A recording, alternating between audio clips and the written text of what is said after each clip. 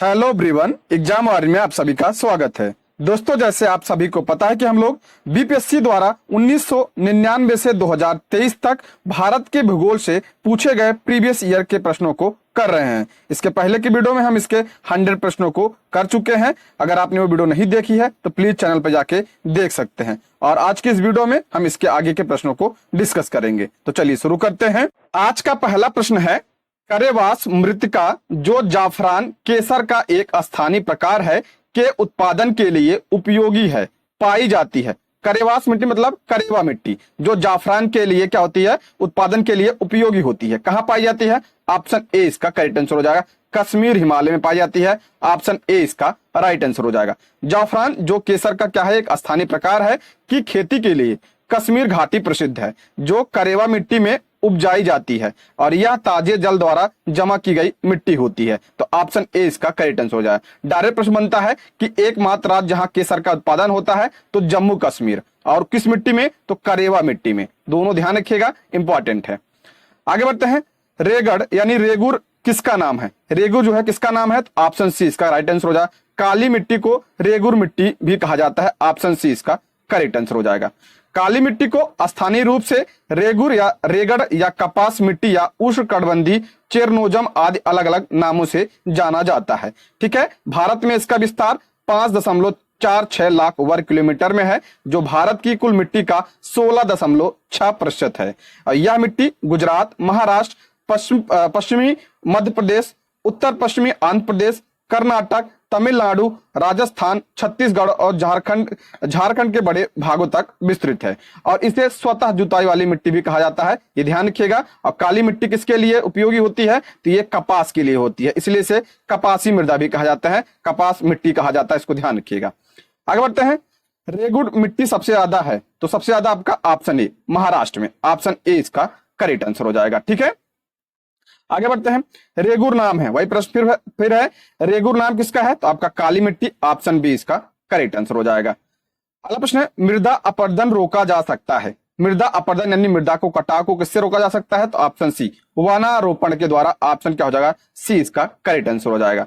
मृदा संरक्षण के अंतर्गत वे सभी उपाय सम्मिलित हैं जो मिट्टी को अपरदन से बचाते हैं, उन्हें क्या कहा जाता है? मृदा संरक्षण कहा जाता है। और उसकी उर्वरता को बनाए रखते हैं। मृदा अपरदन को रोकने के कुछ प्रभावी उपाय इस प्रकार हैं: वृक्षारोपण यानी सर्वाधिक वृक्ष लगाकर, सोपानी या समोच्चरेखी कृषि और अतिचारण एवं स्थानांतरित कृषि पर रोक लगाकर। तो आ जाएगा ऑप्शन सी इसका करेक्ट आंसर हो जाएगा।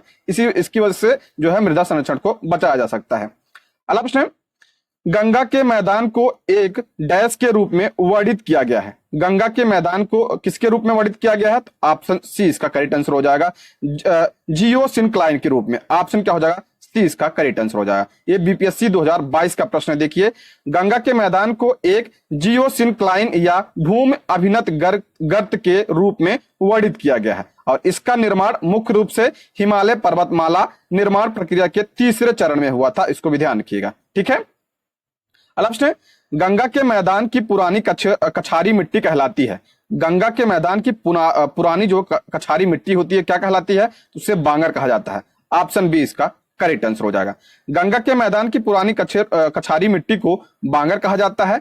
इनकी स्थिति बाढ़ की पहुंच से परे कुछ ऊंचाई तक होती है। इन मिट्टियों का रंग पीला, रक्ताभ, भूरा पाया जाता है। रंग कैसा होता है?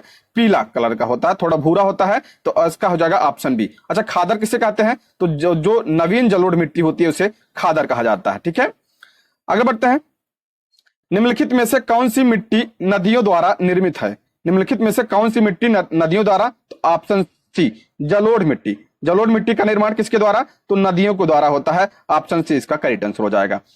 जलोढ़ मिट्टी का निर्माण नदियों के छोड़े गए गाद द्वारा होता है। जलोढ़ मिट्टी देश के 33.5% भागों में लगभग 11 लाख वर्ग किलोमीटर क्षेत्र में विस्तृत है। जलोढ़ मिट्टी आपका दो प्रकार की होती है, एक नवीन जलोढ़ जिसे आप कहते हैं खादर कहते हैं, और एक होता है आपका बांगर, ये पुरानी जलोढ़ मिट्टी को कहा जाता है। ठीक है, इसको ध्यान रखिएगा। दोस्तों, यदि आप हमारे चैनल पर नए हैं तो प्लीज चैनल को सब्सक्राइब करें और अगर आपको वीडियो पसंद आती है तो लाइक, शेयर और कमेंट करें।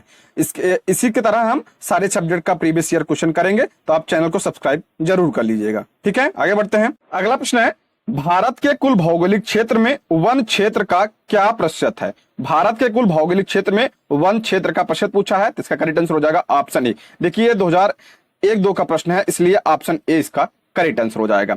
अब इसको देख लेते हैं। The state of forest report 2003 के अनुसार भारत के कुल 20.64% अर्थात लगभग 6,78,333 वर्ग किलोमीटर क्षेत्रफल पर वनों का विस्तार है। देहरादून स्थित भारतीय वन सर्वेक्षण विभाग प्रत्येक 2 वर्ष पर उपग्रह चित्रण के माध्यम से देश का वनावरण यानी वन स्थिति रिपोर्ट शीर्षक से जारी करता है। देखिए भारतीय वन सर्वेक्षण विभाग कहाँ पे है, तो आपका देहरादून में पूछा जाता है, इसको ध्यान रखिएगा। और एक क्या जारी करता है, तो वन स्थिति रिपोर्ट जारी करता है, इसको ध्यान रखिएगा। और इसके अनुसार 2021 के अनुसार वर्तमान में वनावरण कितना है, तो 21.71% है तथा वन एवं वृक्षारोपण कितना है, 24.62% है, इसको ध्यान रखिएगा। अब बिहार में वनावरण पूछा जाए तो 7.84% है। ये सारे पॉइंट्स आप ध्यान रखिएगा। आगे बढ़ते हैं। भारत में किस राज्य का सर्वाधिक क्षेत्र घने पतझड़ वाले जंगल से घिरा है? घने पतझड़ वाले जंगल से कौन सा घिरा है, तो ऑप्शन सी इसका करेक्ट आंसर हो जाएगा मध्य प्रदेश। ऑप्शन सी इसका करेक्ट आंसर हो जाएगा। बीपीएससी 2019 में यह प्रश्न बन चुका है। भारतीय वन सर्वेक्षण की स्टेट फॉरेस्ट रिपोर्ट 2021 के अनुसार दिए गए विकल्पों में पतझड़ वनों का सर्वाधिक विस्तार मध्य प्रदेश तथा उसके पश्चात छत्तीसगढ़ में पाया जाता है, इसलिए ऑप्शन सी इसका करेक्ट आंसर। अगर पूछा जाए क्षेत्रफल के अनुसार सर्वाधिक वन कहां पे, तो मध्य प्रदेश में पाया जाता है, यह भी ध्यान रखिएगा। आगे बढ़ते हैं। प्रतिशत अधिकतम वन क्षेत्र है, प्रतिशत अधिकतम वन क्षेत्र कहां पे, तो ऑप्शन सी मिजोरम। देखिए अगर क्षेत्रफल पूछा जाए तो मध्य प्रदेश, अगर प्रतिशत पूछा जाए तो मिजोरम। ISFR 2021 के अनुसार भारत में सर्वाधिक वनाच्छादित क्षेत्रों में मध्य प्रदेश का प्रथम स्थान है, जबकि विकल्प राज्यों में मिजोरम में अगर प्रतिशत पूछा जाए तो 85.53%। क्षेत्रफल आपका मध्य प्रदेश और प्रतिशत पूछा जाए तो मिजोरम। दोनों पॉइंट्स ध्यान रखिएगा, इसमें कंफ्यूज मत होइएगा। आगे बढ़ते हैं। भारत के किस राज्य में वन्य जीव अभ्यारण्य सबसे अधिक संख्या में है? वन्य जीव अभ्यारण्य सर्वाधिक संख्या में कहां पे है, ऑप्शन सी इसका करेक्ट आंसर हो जाएगा महाराष्ट्र में। महाराष्ट्र दिसंबर 2020 तक स्थिति के अनुसार भारत के राज्यों में वन्य जीव अभ्यारण्य की सर्वाधिक संख्या महाराष्ट्र में कितनी है, 48। जबकि संघ राज्य से जो केंद्र शासित प्रदेश था हमारा अंडमान निकोबार, वहां पे कितना है, 96 है।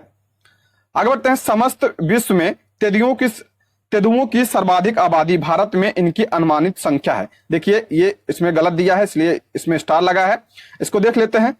Status of leopard in India 2018 के अनुसार भारत में लगभग 12,852 क्या है, तेंदुए हैं, जिसमें आपका जो पहले कितना इसमें कह रहा है कि 12,172 से 13,535 के मध्य है, लेकिन एग्जैक्ट लगभग आपका 12,852 है तेंदुओं की संख्या, इसको ध्यान रखिएगा।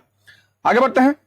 भारत की जनसंख्या विशेषताओं के संबंध में निम्नलिखित कथनों पर मनन कीजिए। पहला कह रहा है वर्ष 1991 से 2001 के दशक में जनसंख्या की वृद्धि लगभग 21% की दर से हुई थी, सही है। अगला है वर्ष 1991 की अपेक्षा 2001 में पुरुष व महिला साक्षरता का अंतर बढ़ गया, ये गलत है। अगला कह रहा है वर्ष 2001 की जनगणना के अनुसार देश में 35 ऐसे बड़े नगर हैं जिसमें कुल नगरीय जनसंख्या की लगभग 48% जनसंख्या निवास करती है, तो ये भी गलत है। अगला कह रहा है वर्ष 1991 की जनगणना के अनुत्पादन उपभोक्ताओं की संख्या में कमी का संकेत दिया है, इसका करेक्ट आंसर हो जाएगा ऑप्शन सी, इसका करेक्ट आंसर हो जाएगा। 1 और 4 सही है, ऑप्शन सी इसका राइट आंसर हो जाएगा। ये बीपीएससी 2005 प्रश्न बना है, इसको देखते हैं। 1991 से 2001 के दशक में जनसंख्या की वृद्धि दर कितनी थी, 21.34% थी, 21% थी।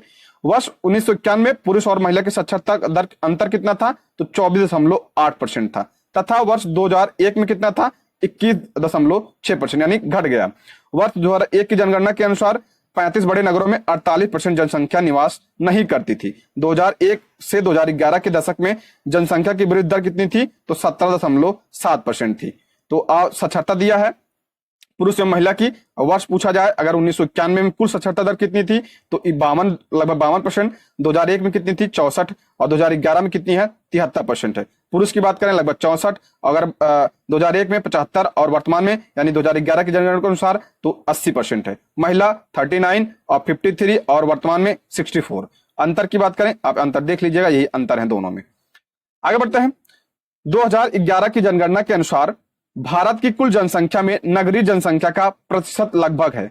2011 के जनगणना के अनुसार भारत की कुल जनसंख्या में नगरीय जनसंख्या का प्रतिशत लगभग कितना है? तो ऑप्शन बी इसका करेक्ट आंसर हो जाएगा 31। देखते हैं 2018 का प्रश्न है। वर्ष 2011 के जनगणना के अंतिम आंकड़ों के अनुसार भारत की कुल जनसंख्या में नगरीय जनसंख्या 31.2% तथा ग्रामीण जनसंख्या 68.8% है। इसको भी ध्यान रखिएगा। आगे बढ़ते हैं। सारण सिंचाई नहर निकलती है। सारण सिंचाई नहर जो है कहां से निकलती है? तो ऑप्शन डी गंडक से निकलती है। ऑप्शन डी इसका राइट आंसर हो जाएगा। गंडक परियोजना के अंतर्गत गंडक नदी पर त्रिवेणी घाट के पास 740 मीटर लंबा बैराज बनाया गया है। ठीक है, त्रिवेणी घाट के पास, जिसमें कुछ नहरें निकाली गई हैं, जिसमें आपका सारण, ठीक है, सारण है, सिंचाई नहर है। तो ऑप्शन डी इसका करेक्ट आंसर हो जाएगा। अगला प्रश्न है, त्रिवेणी नहर में किस नदी से पानी आता है? त्रिवेणी नहर में किस नदी से पानी आता है? तो इसका करेक्ट आंसर हो जाएगा ऑप्शन सी गंडक नदी में। इसके पहले आपने सारण पढ़ा, या और ये भी गंडक नदी, और जो आपका त्रिवेणी नहर ये भी गंडक नदी। ठीक है, आगे बढ़ते हैं। भाखड़ा नंगल एक संयुक्त परियोजना है। भाखड़ा नंगल एक संयुक्त परियोजना है किसकी? तो ऑप्शन ए हरियाणा, पंजाब और राजस्थान की। ऑप्शन ए इसका करेक्ट आंसर हो जाएगा। काफी कॉमन प्रश्न है ये, अक्सर पूछा जाता है। भाखड़ा नंगल बहुउद्देशीय परियोजना पंजाब, हरियाणा और राजस्थान राज्यों का संयुक्त उपक्रम है, और इसके अंतर्गत भाखड़ा और नांगल के पास सतलज नदी पर 2 बांधों का निर्माण किया गया। किस नदी पर है ये? सतलज नदी पर। इसको ध्यान रखिएगा, पूछा जाता है। अगला प्रश्न है, भाखड़ा नंगल बांध किस नदी पर बनाया गया है? सभी को पता है, सतलज नदी पर। ऑप्शन डी इसका करेक्ट आंसर हो जाएगा। अगला प्रश्न है, किस नदी पर शिव समुद्रम जलप्रपात अवस्थित है? इंपॉर्टेंट प्रश्न है ये। शिव समुद्रम जलप्रपात किस नदी पर? तो ऑप्शन ए इसका करेक्ट आंसर हो जाएगा। या कावेरी नदी पर स्थित है। काफी इंपॉर्टेंट प्रश्न है। शिव समुद्रम जलप्रपात कावेरी नदी पर अवस्थित है। इस नदी का उद्गम कर्नाटक के कोडागु जिले की ब्रह्मगिर पहाड़ी से। कावेरी नदी की बात कर रहा है, कहां से? ब्रह्मगिर पहाड़ी, कर्नाटक से इसका क्या होता है? उद्गम होता है। और इसके अफवाह क्षेत्र की बात करें, यानी कहां कहां बहती है? तो कर्नाटक, केरल और तमिलनाडु राज्य में यह बहती है। ठीक है, अगला प्रश्न है, पट्टी सीमा परियोजना निम्नलिखित में से किस नदियों के एकीकरण से जुड़ी है? पट्टी सीमा परियोजना जो है 2022 में प्रश्न बना है, देखिए लेटेस्ट है। तो ऑप्शन बी इसका करेक्ट आंसर हो जाएगा, कृष्णा और गोदावरी। ऑप्शन क्या हो जाएगा? बी इसका राइट आंसर हो जाएगा। पट्टी सीमा लिफ्ट सिंचाई परियोजना कृष्णा और गोदावरी नदियों के एकीकरण से जुड़ी है। इस परियोजना को आंध्र प्रदेश सरकार द्वारा कार्यान्वित किया गया है। इसको ध्यान रखिएगा, कहां पे? आंध्र प्रदेश सरकार द्वारा। अगला प्रश्न है, हीराकुंड बांध तैयार किया गया। इंपॉर्टेंट प्रश्न है ये भी। हीराकुंड बांध अक्सर पूछा जाता है, ये महानदी पर है, कहां पे? उड़ीसा राज्य में है। इसको ध्यान रखिएगा, इंपॉर्टेंट है।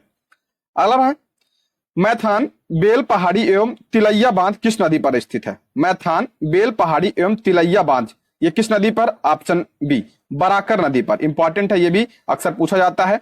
मैथान बेलपार पहाड़ी और तिलैया बांधों का निर्माण दामोदर की सहायक नदी बराकर नदी। बराकर नदी किसकी सहायक नदी है? दामोदर की सहायक नदी है। पर दामोदर नदी घाटी परियोजना के प्रथम चरण में किया गया। बस इतना ध्यान रखिएगा। बराकर नदी जो है किसकी सहायक नदी? गोदावरी की सहायक नदी। तिलैया बांध अक्सर पूछा जाता है, ये अक्सर बांध वगैरह जो होते हैं मिलान करने के लिए ज्यादा पूछे जाते हैं, तो आप सारा ध्यान रखिएगा। आगे बढ़ते हैं, निम्नलिखित में से कौन सी एक मीठे पानी की झील है? मीठे पानी की झील है कौन सी? इसका करेक्ट आंसर हो जाएगा ऑप्शन, इसमें आपका ई इसका करेक्ट आंसर हो जाएगा। आपका वूलर भी है, इसमें देख लेते हैं। वूलर और आपका लोकटक दोनों मीठे पानी की झील है। इसमें लोकटक पूछ रहा है ना, मतलब मीठे पानी पूछ रहा है, तो आपका लोकटक और वूलर। लोकटक कहाँ पे? आपका मणिपुर राज्य में है। और आपका वूलर कहाँ पे है? तो आपका जम्मू कश्मीर में है। जम्मू कश्मीर आपका वूलर, और लोकटक आपका मणिपुर में है। जबकि चिल्का झील क्या है? तो ये आपका खारे पानी की सबसे बड़ी झील है, और ये कहाँ पे है? उड़ीसा राज्य में है।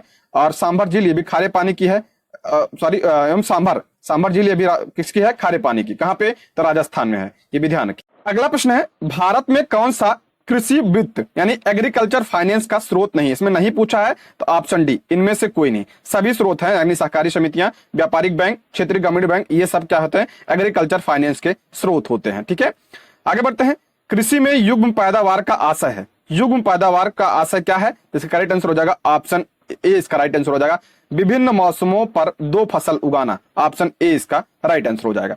कृषि में युग्म पैदावार यानी डबल क्रॉपिंग से आशय है विभिन्न मौसमों पर 2 फसल उगाना। एक ही साथ एक भूमि पर 2 या अधिक फसल उगाना क्या कहलाता है? मिश्रित खेती कहलाता है, ये भी ध्यान रखिएगा। आगे बढ़ते हैं, इंपॉर्टेंट प्रश्न है ये। भारत में द्वितीय हरित क्रांति के संबंध में क्या सही है? द्वितीय हरित क्रांति के संबंध में क्या सही है? देख लेते हैं।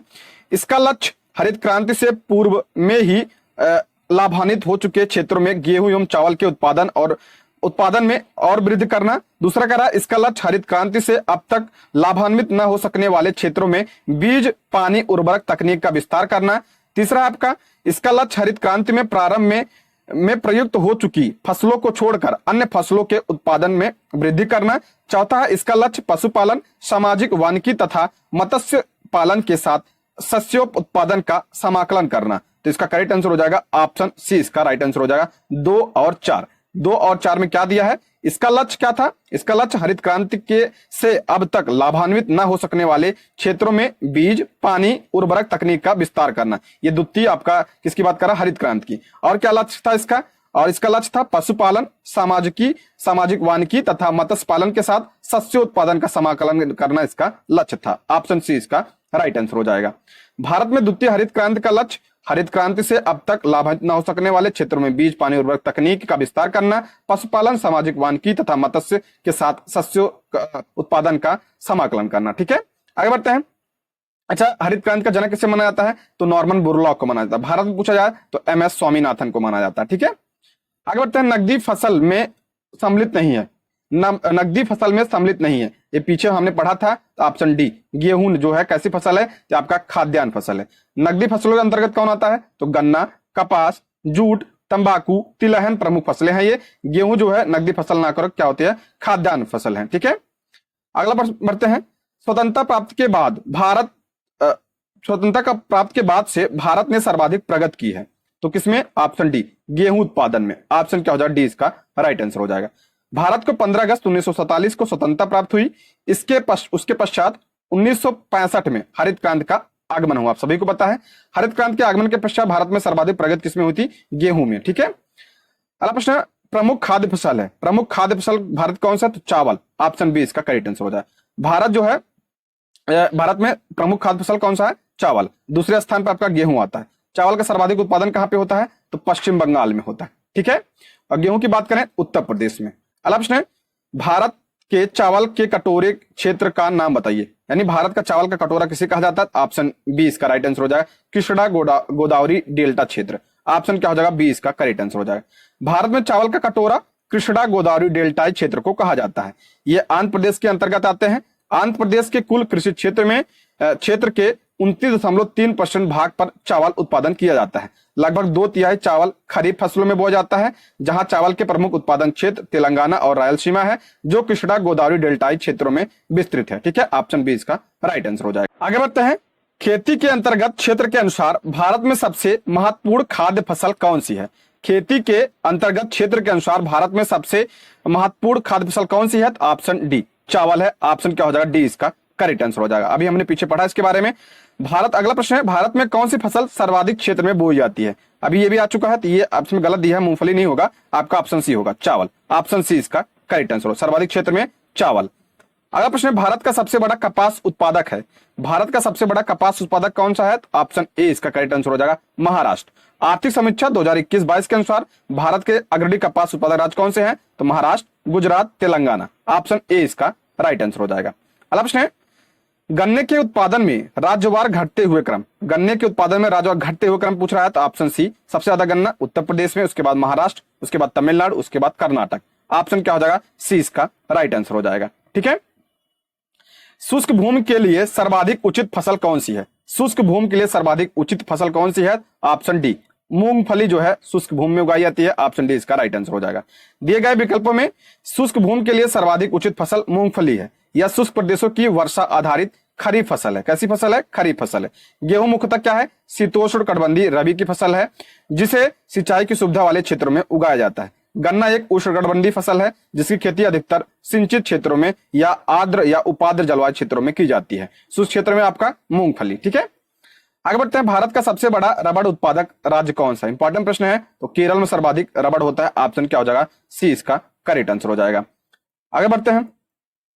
निम्नलिखित में से भारत का कौन सा राज्य रबड़ के उत्पादन में अग्रणी है, यानी सबसे सर्वाधिक? Option B, Kerala. 2017 में प्रश्न बन चुका है। अगला प्रश्न है, भारत सर्वश्रेष्ठ उत्पादक एवं उपभोक्ता है। भारत सर्वश्रेष्ठ उत्पादक एवं उपभोक्ता किसका है? आपका हो जाएगा ऑप्शन डी, दाल होगा। ऑप्शन डी इसका करेक्ट आंसर हो जाएगा। देखिए, ये 1994 के प्रश्न है, इसलिए इसको हम डिटेल देखते हैं। प्रश्न काल में भारत जो है विश्व में चाय एवं दाल का सबसे बड़ा उत्पादक एवं उपभोक्ता था। जब ये प्रश्न पूछा गया था 1994 में, तो भारत में सर्वाधिक चाय और दाल दोनों होता था। और FAO वर्ष 2020 के आंकड़ों के अनुसार भारत विश्व में चाय में अब दूसरा स्थान है। पहले स्थान पे कौन आ गया? तो चीन आ गया, ठीक है। वहीं अगर दूसरी तरफ दाल की बात करें तो दाल जो है, दाल में भारत अभी भी पहले स्थान पे है, उत्पादन और उपभोक्ता दोनों में, ठीक है। अगला प्रश्न है, निम्नलिखित में से किस पहाड़ी पर चाय बागान नहीं है? निम्नलिखित में से किस पहाड़ी पर चाय बागान नहीं है? तो ऑप्शन डी, गिरनार पहाड़ी पर। ऑप्शन डी इसका करेक्ट आंसर हो जाएगा। कांगन देव, ऑप्शन डी इसका राइट आंसर हो जाएगा। गिरनार पहाड़ी कहां पे है? गुजरात में। कांगन देवन पहाड़ी भारत के केरल राज्य के इडुक्की जिले में अवस्थित है। यह क्षेत्र मुनार हिल स्टेशन के पास अवस्थित है। मुनार क्षेत्र में 1870 के दशक में चाय बागानों की शुरुआत हुई। नीलगिरी की बात करें, नीलगिरी दक्षिण में अवस्थित पश्चिमी घाट का महत्वपूर्ण पर्वत क्षेत्र है। नीलगिरी चाय भारत की सबसे विशिष्ट चाय में से एक है। भारत का दार्जिलिंग आप सभी को पता है चाय के लिए फेमस है, जो सिक्किम राज्य के दक्षिण पश्चिम बंगाल में अवस्थित है। गिरनार पर्वत कहां पे है? गुजरात में है। यहाँ पे चाय नहीं उगाया जाता है, ठीक है। आगे बढ़ते हैं। निम्न कॉफी उत्पादक क्षेत्रों में कौन सा क्षेत्र कर्नाटक में नहीं है? कॉफी को जरा कौन सा कर्नाटक में नहीं है? तो ऑप्शन डी राइट आंसर हो जाएगा। पुलनेक जो है कर्नाटक में नहीं है। भारत कॉफी बोर्ड के अनुसार कर्नाटक के चिकमंगलूर, कोडागु, कुर्ग एवं हासन जिले, केरल के वायनाड, त्रावणकोर एवं नेलियम पेथिस क्षेत्र एवं तमिलनाडु के पुलनेज, नीलगिरी, सेवसराय, सलेम, अन्नामलाई क्षेत्र कॉफी उत्पादन के लिए प्रसिद्ध है। बाबा बुदन पहाड़ी कहां पे है? कर्नाटक में। पूछ रहा है पुलनेज कहां पे है? आपका तमिलनाडु में, ठीक है। इसमें कर्नाटक पूछ रहा था, तो और इसमें आपसे इसलिए पुलनेज सही होगा। पुलनेज कहां पे है? आपका तमिलनाडु में। जहां भारत में सर्वाधिक कॉफी कहां पे होता है? आपका कर्नाटक राज्य में होता है, ये भी ध्यान रखिएगा। आगे बढ़ते हैं। भारत अपनी आवश्यकता से अधिक उत्पादन करता है। भारत अपनी आवश्यकता से अधिक उत्पादन करता है, तो ऑप्शन ए चाय, ऑप्शन ए इसका करेक्ट आंसर हो जाएगा। प्रश्न काल में दिए गए विकल्पों में अनाज, पेट्रोलियम एवं पेट्रो रसायन का भारत आयात एवं चाय का निर्यात करता था, जबकि वर्ष 2020-21 में भारत के निर्यातों में चाय की प्रतिशत हिस्सेदारी 0.2% लगभग बराबर है। वर्ष 2020 में विश्व में के चाय निर्यातक मात्रा में भारत चतुर्थ स्थान पे है। निर्यातक अगर पूछा जाए निर्यातक में कौन सा था? भारत चाय में चौथे स्थान पे था। आगे बढ़ते हैं। भारत का सर्वाधिक पटसन उत्पादक राज्य है। पटसन उत्पादक सर्वाधिक कौन सा है? तो ऑप्शन डी पश्चिम बंगाल में। ऑप्शन डी इसका करेक्ट आंसर हो जाएगा। जूट का उत्पादन, ठीक है। ऑप्शन डी इसका करेक्ट आंसर हो जाएगा। भारत का सर्वाधिक पटसन उत्पादक राज्य पश्चिम बंगाल है। वर्ष 2020-21 के चतुर्थ अग्रिम अनुमान के अनुसार भारत में कुल 9.6 मिलियन गांठ जूट एवं मेस्ता उत्पादन का अनुमान है, जिसमें आपका 7.61 मिलियन गांठ जूट एवं मेस्ता उत्पादन पश्चिम बंगाल। बस आप इतना ध्यान रखिएगा कि सर्वाधिक जो है कहां पे होता है? पश्चिम बंगाल। दूसरे स्थान पर आपका बिहार है, ठीक है। अगला प्रश्न है, भारत के राज्यों में से जूट उत्पादन की दृष्टि से बिहार का कौन सा स्थान है? ऑप्शन बी द्वितीय स्थान है। पहले स्थान पे आपका कौन है? पश्चिम बंगाल। अगला प्रश्न है, एल्युमिनियम का सबसे महत्वपूर्ण अयस्क है। एल्युमिनियम का सबसे महत्वपूर्ण अयस्क कौन सा है? ऑप्शन ए बॉक्साइट है। ऑप्शन क्या ए इसका करेक्ट आंसर हो जाए। बीपीएससी 2022 में प्रश्न बना है।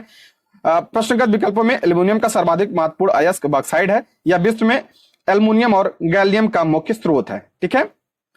आगे बढ़ते हैं। निम्नलिखित भारतीय राज्य में लौह अयस्क का उपलब्ध नहीं है। लौह अयस्क जो है उपलब्धता कहां पे नहीं है? तो ऑप्शन डी पंजाब में। ऑप्शन क्या हो जाएगा? डी इसका करेक्ट आंसर हो जाएगा। भारत में लौह अयस्क उत्पादन के 4 प्रमुख क्षेत्र हैं। कौन कौन से? उत्तर पूर्वी बात करें तो जिसमें आप उत्तर पूर्वी, जिसमें झारखंड, उड़ीसा ये सब आते हैं। मध्य प्रदेश, छत्तीसगढ़, महाराष्ट्र, प्रायद्वीपीय भारत, कर्नाटक, गोवा। अन्य क्षेत्र में आपका आंध्र प्रदेश, राजस्थान, केरल, गुजरात ये सब आते हैं, जिसमें आपका पंजाब नहीं आता। अगला प्रश्न है, भारत के किस राज्य में चांदी उपलब्ध होती है? भारत के किस राज्य में चांदी? तो ये भी डाउट 1999 का प्रश्न है। इंडियन मिनरल्स ईयरबुक 2020 के अनुसार भारत में चांदी के प्रमुख राज्य कौन से हैं? आपका राजस्थान और कर्नाटक। इसमें इसलिए ऑप्शन में कोई नहीं है, ठीक है। आगे बढ़ते हैं। निम्न खनिजों में से किस खनिज के उत्पादन में भारत विश्व में अग्रणी है? भारत जो है सबसे आगे किसमें है? तो ऑप्शन क्या हो जाएगा? ई इसका करेक्ट आंसर हो जाएगा। इसके बारे में हम डिटेल देखते हैं। बीपीएससी 2018 का प्रश्न है। वर्ष 2019 में अभ्रक का सबसे बड़ा उत्पादक कौन सा था? ब्राजील। तांबा का सबसे कौन सा था? चिली। जिप्सम का सबसे बड़ा कौन था? संयुक्त राज्य अमेरिका। तथा लौह अयस्क का सबसे बड़ा उत्पादक राज्य कौन था? ऑस्ट्रेलिया। भारत इसमें किसी में नहीं है। ऑप्शन ए इसका इसलिए सही हो जाएगा, ठीक है। अगला प्रश्न है, भारत का कौन सा राज्य सर्वाधिक अभ्रक उत्पादन करता है? ये इंपॉर्टेंट है। सर्वाधिक अभ्रक जो है झारखंड में होता है। ऑप्शन बी इसका करेक्ट आंसर हो जाएगा। झारखंड में सर्वाधिक अभ्रक पाया जाता है, इंपॉर्टेंट है। अगला प्रश्न, भारत में खनिज उत्पादन में समृद्ध राज्य पहचानिए। खनिज उत्पादन में समृद्ध राज्य आपका बिहार, ऑप्शन क्या हो जाएगा सी इसका करेक्ट आंसर हो जाएगा। अगला प्रश्न है कोयला उत्पादन में राज्यवार घटता क्रम कौन सा है? कोयला उत्पादन में राज्यवार घटता क्रम पूछ रहा है, तो इसके अनुसार बिहार, मध्य प्रदेश एवं पश्चिम बंगाल। अब इसके बारे में डिटेल देखते हैं, क्योंकि जो पुराने प्रश्न होते हैं तो पुराने डेटा के अनुसार होते हैं। प्रश्न काल में क्रमशः अविभाजित या अविभाजित बिहार का विभाजन नहीं हुआ था, अविभाजित मध्य प्रदेश एवं पश्चिम बंगाल कोयले के अग्रणी उत्पादक राज्य थे। वर्तमान में इंडियन मिनरल्स ईयरबुक 2019 के अनुसार भारत के अग्रणी कोयला में कौन सा है आपका? छत्तीसगढ़ पहले स्थान पे, दूसरे स्थान पर आपका उड़ीसा, तीसरे स्थान पर आपका झारखंड। ये आप डाटा ध्यान रखिएगा, ये इंपॉर्टेंट है।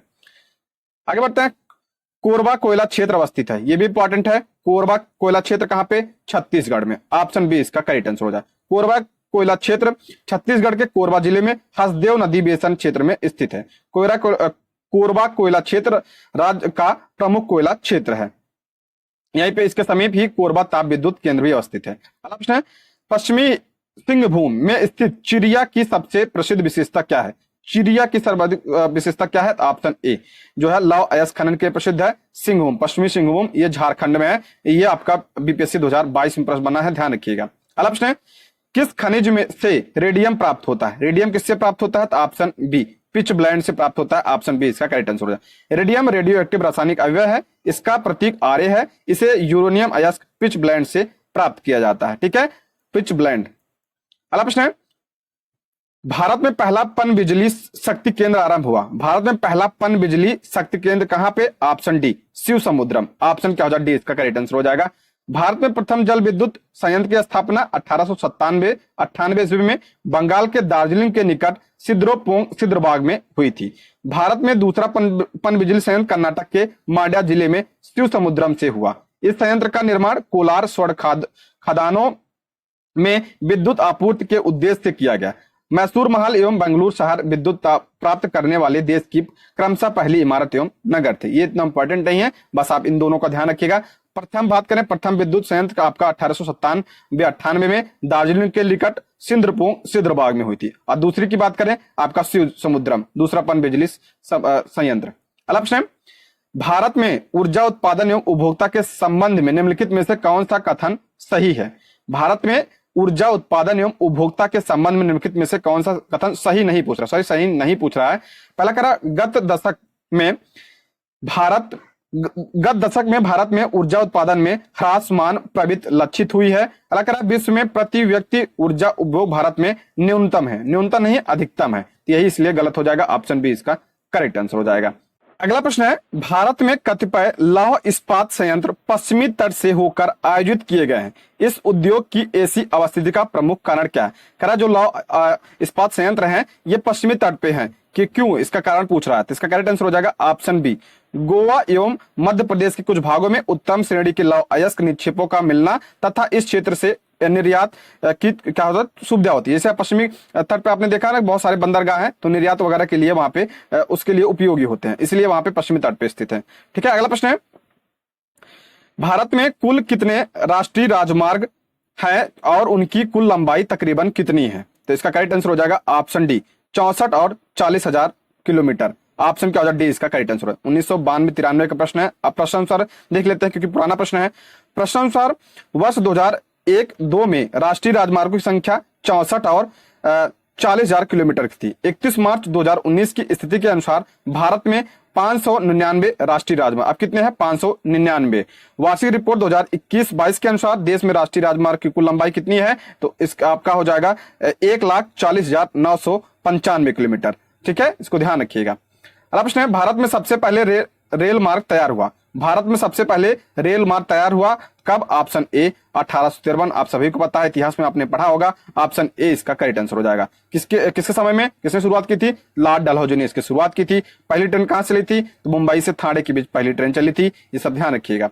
आगे बढ़ते हैं, बड़ी लाइन की दो पटरियों के बीच की दूरी होती है। बड़ी लाइन की दो पटरियों के बीच की दूरी कितनी होती है? ऑप्शन बी इसका करेक्ट आंसर हो जाएगा 5.5 फीट, ऑप्शन क्या हो जाएगा? बी इसका करेक्ट आंसर हो जाएगा। अगला प्रश्न है मारमुगाव पत्तन स्थित है, ये इंपॉर्टेंट है। मारमुगाव पत्तन कहां पे है? तो ये गोवा में, ऑप्शन क्या हो जाएगा? सी इसका करेक्ट आंसर हो जाएगा। मार्गमुआ पत्तन जुआरी नदी के मुहाने पर गोवा राज्य में अवस्थित एक निर्यात प्रधान पत्तन है। यहाँ से आपका सर्वाधिक लौह अयस्क जो है क्या होता है का निर्यात किया जाता है।